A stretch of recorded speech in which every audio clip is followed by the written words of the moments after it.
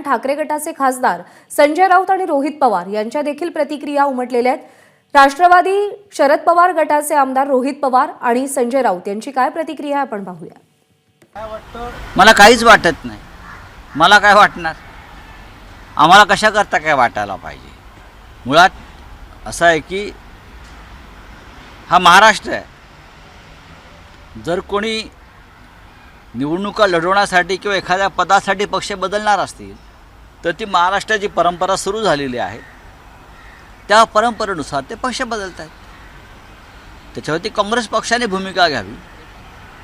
मी कशा करता बोलू? माझ्या पक्षाशी त्याच्याशी काही संबंध नाही आहे।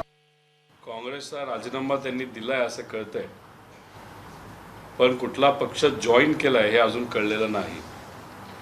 पण काही लोक अंदाज बांधत आहेत की कदाचित एकनाथ शिंदे साहेबांच्या गटाला ते ज्या गटामध्ये जातील आणि तिथे असणारी लोकसभा ते त्यांच्या पक्षावर ते लढतील। स्वतःचा विचार आणि राजकीय भवितव्याचा विचार करत त्यांनी तो निर्णय घेतला असावा असं मला वाटतं।